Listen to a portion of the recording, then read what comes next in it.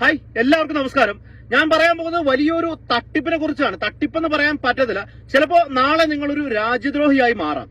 അതുപോലെയുള്ള ഒരു സംഭവം കഴിഞ്ഞ ദിവസം എനിക്ക് സംഭവിച്ചിരുന്നു. അപ്പൊ അതിനെക്കുറിച്ചിട്ടാണ് ഞാൻ നിങ്ങളിലേക്ക് പറയാൻ വരുന്നത്. ഇത് നിങ്ങൾ മുഴുവനായിട്ട് കേൾക്കുക, മാക്സിമം ആളുകളിലേക്ക് ഷെയർ ചെയ്യുക. കാരണം നമ്മുടെ നാട്ടിലെ ജോലി അന്വേഷിച്ച് നടക്കുന്നത്, അതായത് വിദേശത്ത് ഒരു ജോലി എങ്ങനെയെങ്കിലും റെഡിയാക്കി നമ്മുടെ നാട്ടിൽ നിന്ന് പോയി രക്ഷപ്പെടാനും കുറച്ച് കുടുംബത്തെ രക്ഷിക്കാനും ഒക്കെ ആയിട്ട് ഒരുപാട് പേര് ആഗ്രഹിക്കുന്നുണ്ട്. അങ്ങനെയുള്ള ചില ആളുകൾക്കെങ്കിലും ഇങ്ങനെ ഒരു പ്രശ്നങ്ങൾ സംഭവിക്കാം. കാരണം ഈ മെസ്സേജ് എനിക്ക് വന്നത് എന്റെ ഇന്ത്യൻ നമ്പറിലേക്കാണ് വന്നത്. അപ്പൊ ഞാൻ എന്തായാലും ആദ്യം ആ വന്ന മെസ്സേജ് ഞാൻ കാണിക്കാം. ഒരുപാട് വലിച്ചു നീട്ടി കളയുന്നില്ല. ഇപ്പൊ ഈ താഴെ കാണുന്ന മെസ്സേജ് എനിക്ക് എന്റെ വാട്സപ്പിലേക്ക് വന്നതാണ്.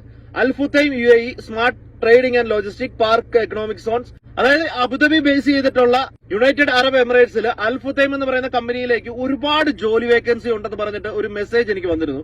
അവർ പറയുന്ന കാര്യങ്ങൾ 2 വർഷത്തിനുള്ള വർക്ക് വിസയുണ്ട്, ഒരു 18-20 ദിവസം കൊണ്ട് അതിന്റെ പ്രോസസിംഗ് ടൈം എല്ലാം കഴിയും, ഗോൾഡൻ ചാൻസ് ആണ്, ആരും മിസ് ചെയ്യരുത് എന്ന് പറഞ്ഞിട്ട് അവരുടെ കുറച്ച് ടേംസ് ആൻഡ് കണ്ടീഷൻസ് കൊടുത്തിട്ടുണ്ട്. 2 വർഷത്തെ തന്നെ അവരുടെ കോൺട്രാക്ട് പീരീഡ് ഉണ്ട്. പ്രൊഫഷൻ പീരീഡ് 2 മാസമാണ്. വർക്കിംഗ് ഹവേഴ്സ് 8 മണിക്കൂറാണ്. അതുപോലെ തന്നെ അക്കോമഡേഷൻ, ഫുഡ്, ട്രാൻസ്പോർട്ടേഷൻ എല്ലാം കമ്പനി തരും. മെഡിക്കൽ പറയുന്നത് UAE ലേബർ ലോയ്ക്ക് അനുസരിച്ച് medical, over time UAE labour law അനുസരിച്ച്. പിന്നെ പറഞ്ഞേക്കുന്നത് ഒരുപാട് ഓഫറുകൾ, ഏതൊക്കെ വേക്കൻസി ആണെന്നുള്ളതാണ്. ഒരുവിധം എല്ലാ വേക്കൻസി അതിന് കൊടുത്തിട്ടുണ്ട്. Store supervisor, site engineer, security manager, electric foreman, mechanical foreman, AC technician, furniture, carpenter, അങ്ങനെ ഇങ്ങോട്ട് വന്നു കഴിഞ്ഞാൽ പാർക്കിംഗ് ബോയ്, എല്ലാം ഒരുവിധം എല്ലാ രീതിയിലുള്ള വേക്കൻസി അതിനകത്തുണ്ട്. അപ്പോൾ ഈ ജോലി അന്വേഷിക്കുന്ന ആൾക്ക് എന്തായാലും അതിനകത്ത് ഒരു ഓപ്ഷൻ സെലക്ട് ചെയ്യാൻ പറ്റുന്ന രീതിയിലുള്ള ഒരു ജോലി ഓഫറാണ് അവർ കൊടുത്തിരിക്കുന്നത്.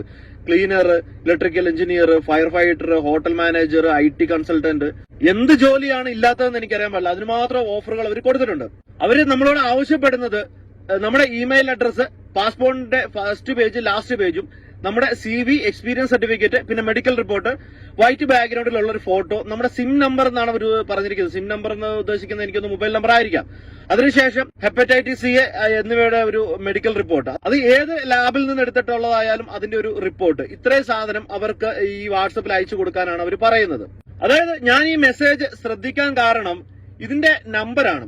+44 സ്റ്റാർട്ട് ചെയ്യുന്ന ഒരു നമ്പറിൽ നിന്നാണ് എനിക്ക് മെസ്സേജ് വന്നത്. ഞാനത് ഓപ്പൺ ആക്കി നോക്കി. അപ്പൊ ഈ കാണുന്ന പോലെയാണ്. ഞാൻ അവരുടെ ബിസിനസ് ഇൻഫോ ആദ്യം തന്നെ കയറി നോക്കി. അപ്പോഴത്തേനും അൽ ഫുത്തൈമിന്റെ ഒരു ഫോട്ടോയും അവരുടെ ലോഗോയും കാര്യങ്ങളും എല്ലാം ഞാൻ ഗൂഗിൾ ചെയ്തപ്പോഴും ഈ അൽ ഫുത്തൈമിന്റെ ഈ ലോഗോയും കാര്യങ്ങളൊക്കെ തന്നെയാണ് ഞാൻ കണ്ടത്. അവരുടെ ബിസിനസ് അക്കൗണ്ടാണ്, എത്ര മണിക്ക് ഓപ്പണിംഗ്, ക്ലോസിംഗ്, ആ കാര്യങ്ങളെല്ലാം കൊടുത്തിട്ടുണ്ട്. ദുബായ്, UAE കാര്യങ്ങളെല്ലാം കൊടുത്തിട്ടുണ്ട്.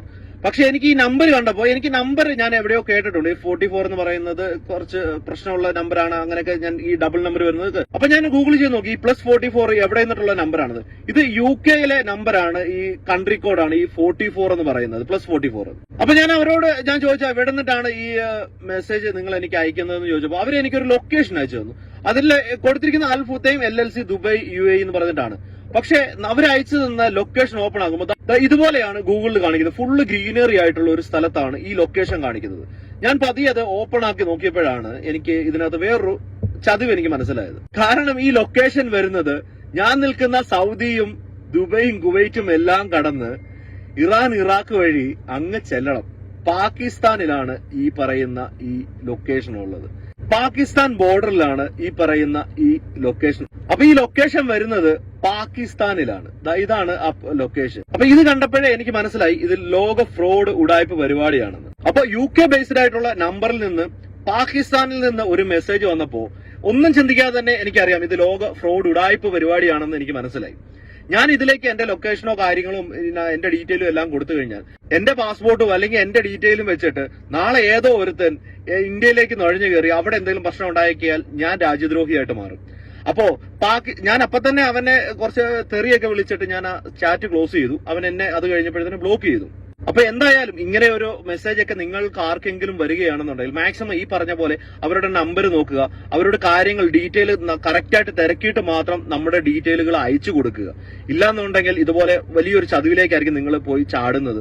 ചിലപ്പോൾ നമുക്ക് ഒരിക്കലും തിരിച്ചു വരാൻ പറ്റാത്ത രീതിയിൽ നമ്മുടെ ജീവിതം കൈവിട്ടു പോയെന്നൊക്കെ ഇരിക്കും. കാരണം രാജ്യദ്രോഹം, തീവ്രവാദം ഇതൊക്കെ നമ്മുടെ നാട്ടിലെ ഏറ്റവും വലിയൊരു പ്രശ്നമാണ്. അതുകൊണ്ട് തന്നെ നിങ്ങൾ ഇത് മാക്സിമം ആളുകളിലേക്ക് ഷെയർ ചെയ്ത് കൊടുക്കുക. കാരണം ജോലിക്ക് വേണ്ടിയിട്ട് ഒരുപാട് കഷ്ടപ്പെടുന്ന ആളുകളെ എനിക്കറിയാം. കാരണം അതിന് മാത്രം വാട്സപ്പ് ഗ്രൂപ്പുകളും കാര്യങ്ങളും ഒക്കെയാണ് നമ്മളുടെ നാട്ടിലുള്ളത്.